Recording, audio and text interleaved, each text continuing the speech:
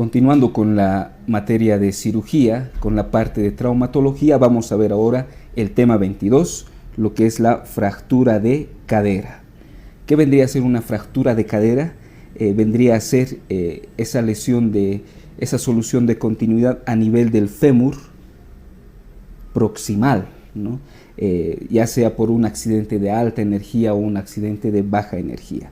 Generalmente los más afectados son los ancianos mayores de 60 años y de igual manera las mujeres. Las mujeres por el mismo hecho anatómico de una pelvis más ancha, por la actividad física disminuida en comparación con los varones y la osteoporosis temprana que presentan ellas. En la anamnesis también es importante destacar algunos otros aspectos, como saber si la madre del paciente o la paciente tiene antecedentes de fractura de cadera, ¿no? Si el paciente tiene antecedentes de una fractura de cadera previa en él mismo, antecedentes de tabaquismo, los índices de masa corporal bajos, menor a 18.5, y algunas enfermedades de equilibrio que hayan predispuesto una caída. De manera general, como vemos en la imagen inferior, las fracturas de cadera se clasifican en intracapsulares y extracapsulares, ¿no? Dentro de las intracapsulares tenemos la subcapital, aquí es el trazo de fractura, la transcervical, en la parte media del cuello anatómico, del cuello femoral, y la basicervical en la base del cuello. Esas son las intracapsulares.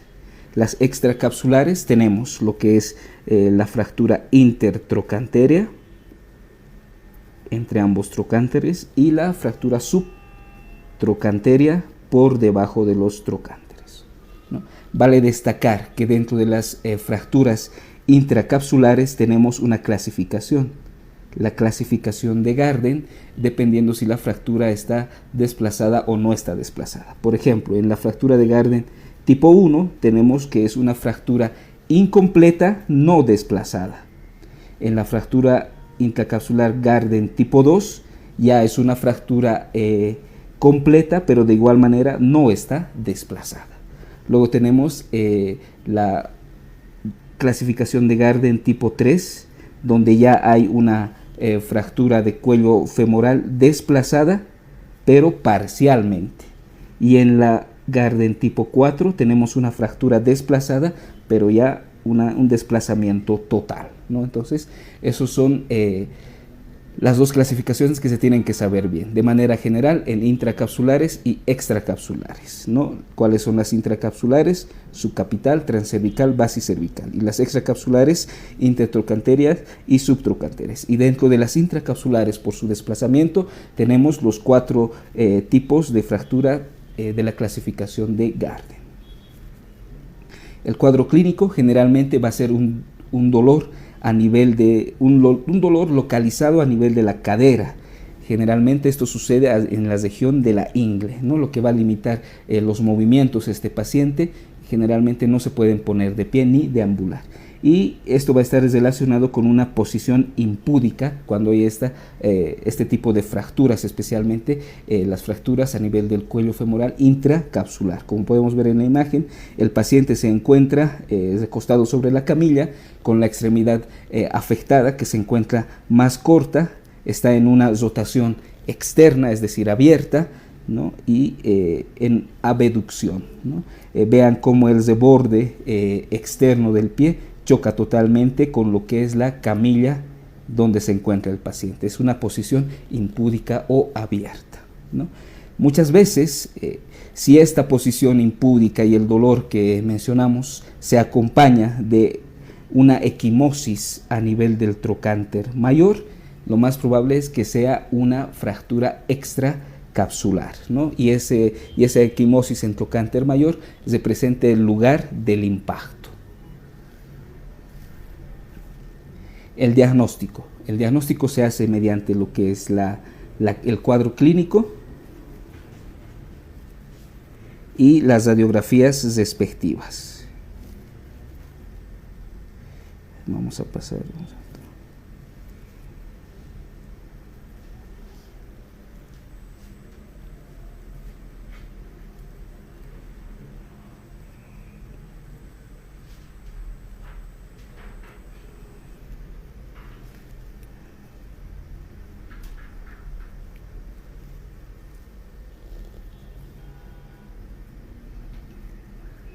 Ya. Les decía que el diagnóstico se hace mediante la clínica y las radiografías respectivas, ¿no? Las radiografías generalmente en anteroposterior de pelvis o en anteroposterior de la cadera afectada, y también se pueden utilizar proyecciones oblicuas, ¿no? Si el trazo de las fracturas es muy complejo, generalmente se prefiere lo que es la TAC, ¿no? Vemos aquí en esta imagen cómo hay una fractura del cuello femoral en la parte derecha, ¿no? Es una fractura intracapsular. Generalmente por el trazo de fractura es una basicervical, ¿no? Bueno, los diagnósticos diferenciales a tener en cuenta vendrían a ser la luxación coxofemoral, la fractura luxación central de la cadera y la fractura de las ramas isquiopubianas, que merecen ser diferenciadas. Complicaciones. Una de las principales complicaciones de este tipo de fracturas, de las fracturas de caderas de fémur proximal, es la necrosis isquémica de la cabeza femoral, ¿no? Como vemos aquí en la imagen, ¿no? Hay vasos endostales y corticales que pasan por la región del cuello femoral, ¿no? Y al haber una fractura de este cuello se compromete esta vascularización, que ya de manera general es precaria para la cabeza, y si se compromete más una fractura, pues tiene riesgo de necrosis isquémica de esta cabeza femoral. Bueno, esto hablando especialmente de las fracturas intracapsulares, ¿no? Entonces, intracapsulares, necrosis isquémica de la cabeza femoral. Bueno, ¿y qué podemos decir de las fracturas trocanterias, que vendrían a ser ya extracapsulares? Vale decir que ahí, como hay varias inserciones, ¿no?, de los tendones musculares, un aumento de la vascularización de la metáfisis, por ejemplo, este tipo de fracturas trocanterias son más susceptibles a la conminución, ¿no? Es decir, a fracturas que dejan pequeños fragmentos. Por lo tanto, si se realiza una osteosíntesis en ese lugar, tiende generalmente a la inestabilidad, ¿no? Y por esto se puede llegar a una consolidación viciosa. Entonces, las fracturas alrededor de los trocánteres pueden llegar a una consolidación viciosa. ¿Qué podemos decir de las fracturas intertrocanterias? Intertrocanterias que sangran mucho, ¿no? Unas hemorragias masivas que pueden poner en peligro la hemodinamia del paciente y su vida. Luego, las fracturas subtrocanterias, ¿no?, necesitan un mecanismo de alta energía para producirse, y son un lugar frecuente donde se encuentran las fracturas patológicas. Por ejemplo, las fracturas que se deben a una neoplasia ósea, generalmente estas son las que se denominan fracturas patológicas y se pueden encontrar a nivel del subtrocánter.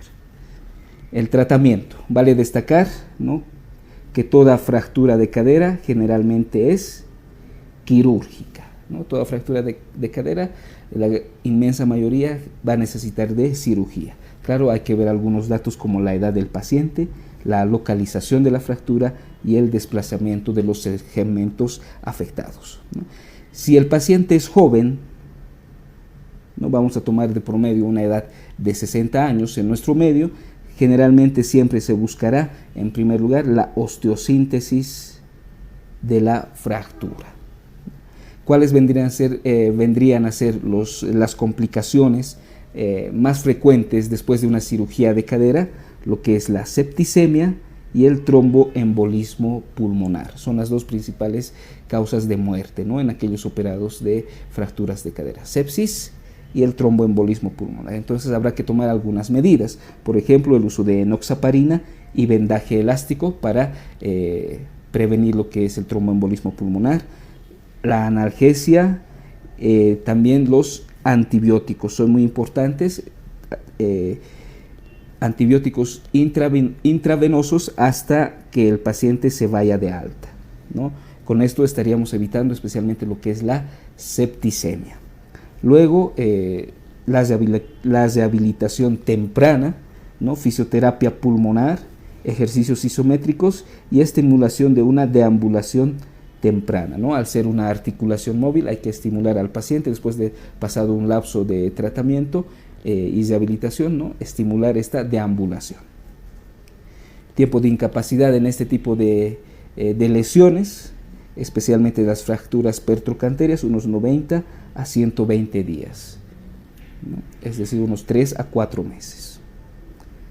Bueno, y vemos de manera resumida el tratamiento. Vamos a empezar con las fracturas extracapsulares, ya sean pacientes jóvenes o ancianos, ¿no? Sabemos que existen las intertrocanterias y las subtrocanterias. En ambas, como podemos ver, se realiza lo que es la osteosíntesis, pero de manera preferente en las fracturas intertrocanterias se realiza osteosíntesis con tornillo deslizante de cadera, y en las fracturas subtrocanterias se prefiere el clavo intramedular femoral proximal, o también se llama clavo tipo gamma, ¿no? Entonces, en las extracapsulares, ya sean intertrocanterias o subtrocanterias, la osteosíntesis.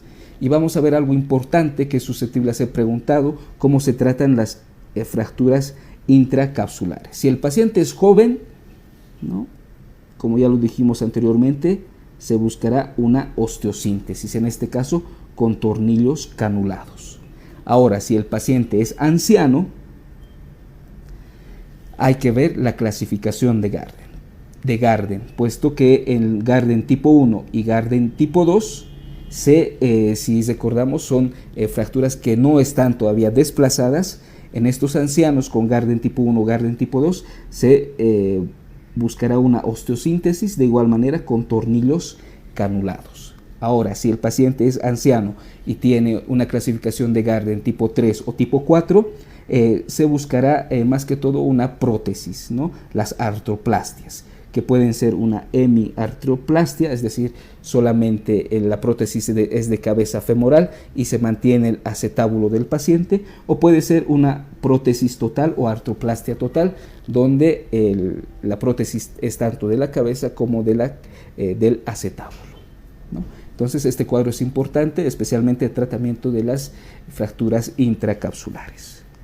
Con esto habríamos terminado lo que es este resumen de este tema y espero les ayude en su estudio.